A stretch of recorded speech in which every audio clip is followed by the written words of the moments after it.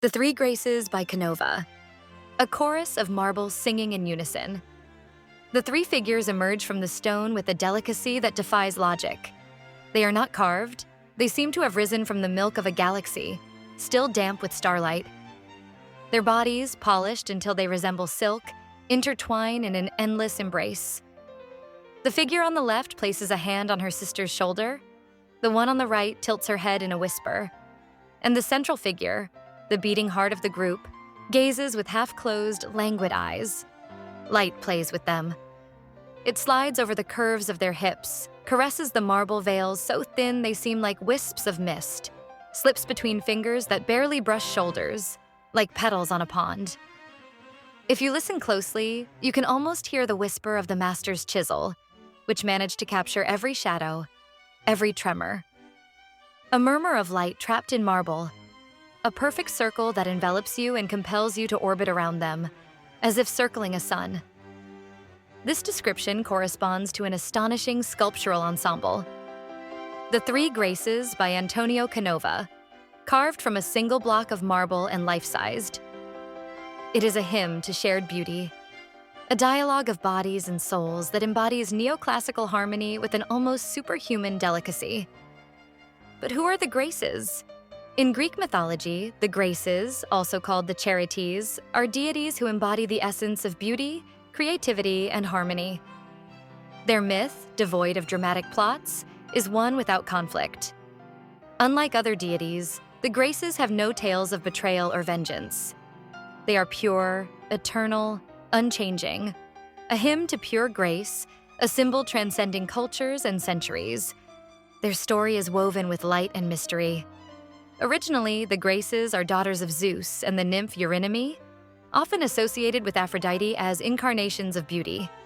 Their names and attributes vary by source, but the most famous triad includes Aglaia, radiance, the youngest, linked to resplendent beauty and elegance. Euphrosyne, joy, symbolizing mirth and festivity. Thalia, bloom or abundance, tied to prosperity and feasting. The Graces are not mere goddesses. They are living energies that permeate the world, bestowers of divine grace. They represent the gifts of the spirit, preside over art and music, inspire poets, dancers, and artists, often accompanying Apollo or the Muses. They harmonize human relationships, bestowing charm, diplomacy, and gratitude. Finally, they symbolize the cycle of seasons and the fertility of the earth. Their presence is a seal of perfection. Without them, neither poetry nor love, dance nor conviviality would exist. In art, they are almost always depicted embracing in a circle, nude or draped in transparent veils, their bodies united in fluid motion. This gesture holds profound meaning, unity in diversity. Each grace has a unique gift, but only together do they generate harmony. The flow of gifts. The circle represents the perpetual exchange of talents between gods and mortals. Connection to nature. The circular form echoes cosmic cycles, day and night, and the seasons. For ancient philosophers, the Graces symbolized inner balance, the fusion of reason and passion. Reciprocity. The Latin principle of do ut des, I give so that you may give, the basis of civil coexistence. Moral beauty, not mere aesthetics, but virtue uniting soul and body. The Graces are not deities to pray to, but to feel. They are the smile of a sincere friendship, the caress of a perfect melody, the thrill of a nascent idea. As Pindar wrote, without the Graces, every work is mute. They stand there, motionless yet alive, three alabaster bodies dancing in eternal silence. The Three Graces by Antonio Canova are not mere statues. They are a spell of flesh turned to stone, a dialogue of glances, caresses, and sighs carved with such perfection that the marble seems to pulse. The three maidens, nude but wrapped in a drapery that cascades like an echo of silk, cling to one another in a circle of complicity. The central Grace is the fulcrum, frontal, majestic, her arms open to welcome her companions. Her head tilts leftward, where another sister grazes her cheek with slender fingers. her gaze heavy with tenderness. To the right, the third Grace smiles, one hand resting beneath the central figure's breast, the other on her shoulder, a gesture blending protection and desire. The composition is triangular, its apex in the central Grace's hair. Their bodies, slender, toned and polished until they resemble wax in sunlight, balance on legs that defy gravity. One taut, the other half-bent, toes barely sketched on the base. It is a pose vibrating with restrained movement, as if they might dissolve into dance at any moment. The drapery, Canova's ingenious device, does not conceal but reveals. It wraps an elbow, brushes a breast, falls in folds so realistic you long to grasp them and feel the fabric slip through your fingers. It is a sublime irony, cold, rigid marble transformed into rippling cloth and trembling skin. A silent sacredness reigns here, binding them in ideal unity. Circling them, the sculpture transforms. From every angle, a new dialogue emerges. Hands seeking and chasing one another, faces grazing and turning away, hips touching in an elegant twist and merging into a single flow. One, with a leg crossed behind, seems poised to take a step.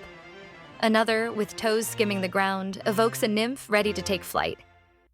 It is like witnessing a frozen dance, each movement eternally half complete. The moment before the music resumes, before they awaken from their stony slumber and begin to twirl.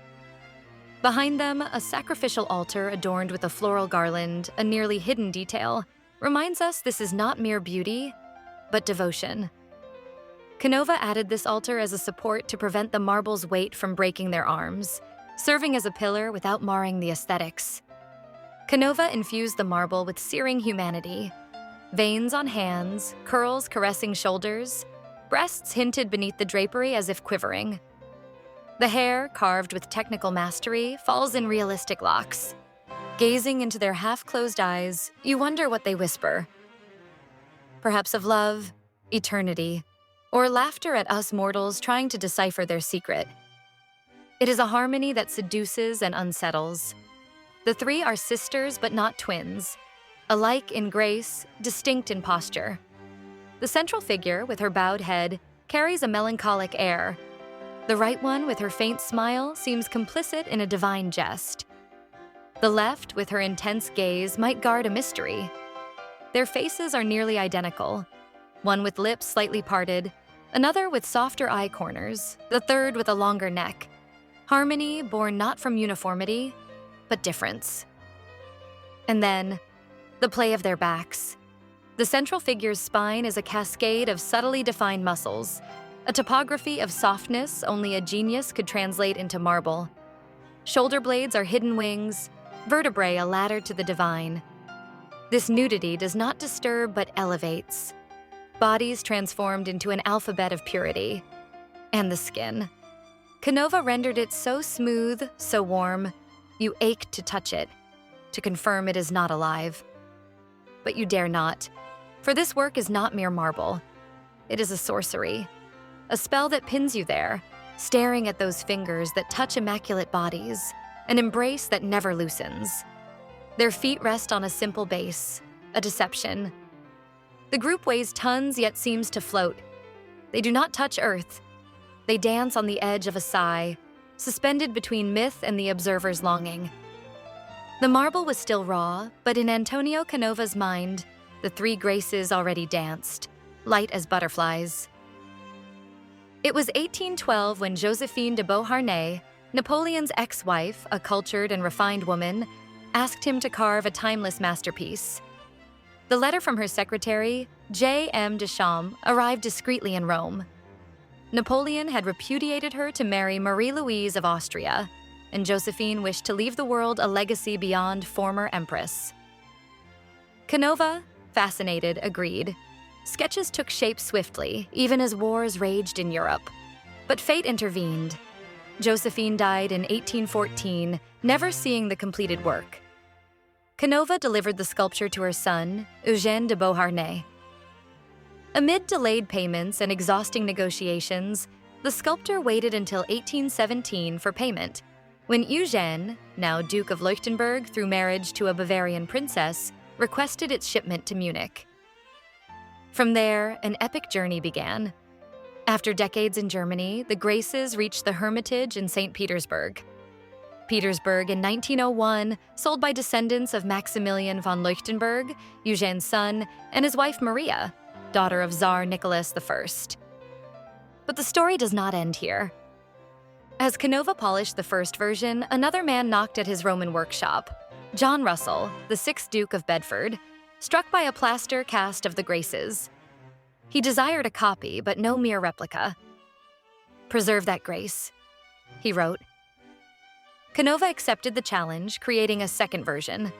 Whiter marble, an altar transformed into a Doric column, the central Grace's waist slightly fuller. Completed in 1818, the sculpture was placed at Woburn Abbey, the Duke's country estate, in a Temple of the Graces designed to let them dance in light. Canova himself advised on lighting, and the Duke, enraptured, spoke of softness that seems to yield to touch.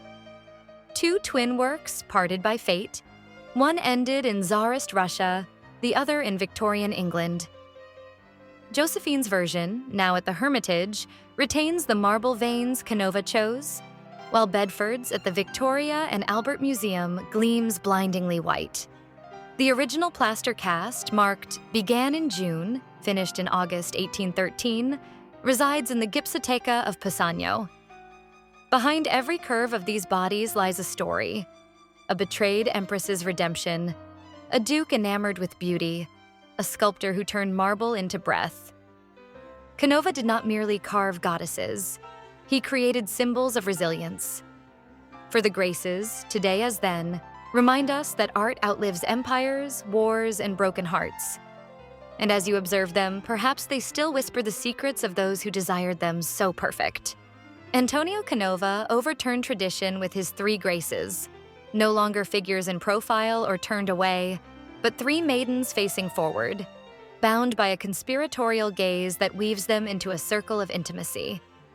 The central and left Graces lock eyes dreamily, suspended, while the third, on the right, smiles faintly. They are women in their prime, sinuous, sensual bodies defying marble to resemble flesh. Canova heeds Johann Joachim Winckelmann's neoclassical ideal of noble simplicity and quiet grandeur. But he injects a soul. His Graces are not distant icons, but living presences radiating elegance charged with eros.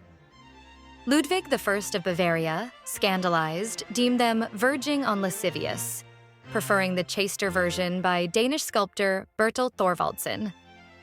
Here, neoclassicism diverges.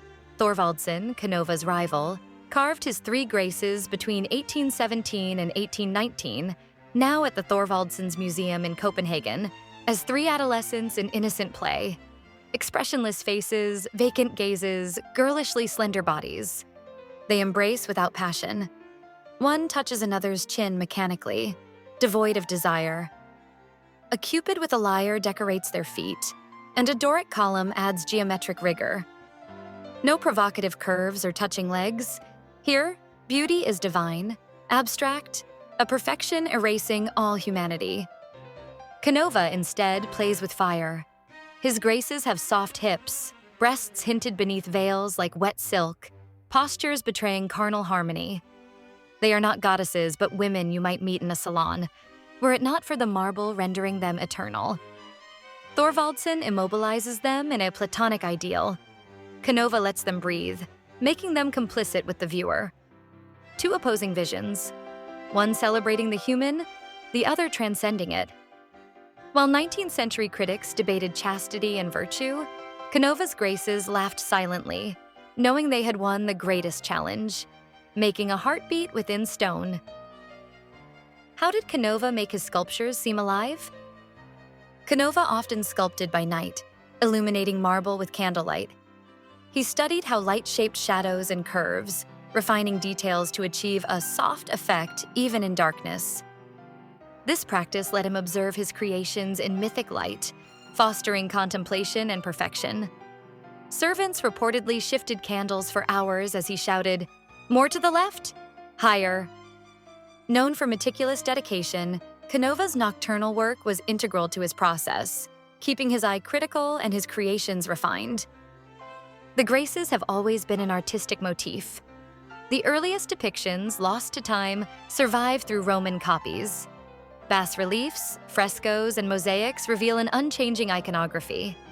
Symbolic nudity, emblems of purity beyond flesh. A triptych arrangement. The central grace turned away, flanked by mirrored companions. The contrapposto pose, a sinuous S curve from classical Greece where hips and shoulders tilt oppositionally, transforming the body into a melodious line. With Christianity's rise, the graces vanished from art, their names surviving only in texts as Europe turned to saints and Madonnas. Yet, like seeds beneath snow, they awaited the Renaissance thaw. In the 15th century, Sandro Botticelli reawakened them in Primavera. Here, the graces dance in a round, hands interlaced beneath transparent veils. Their circular motion reflects Neoplatonic harmony, where love, chastity, and beauty merge in divine rhythm.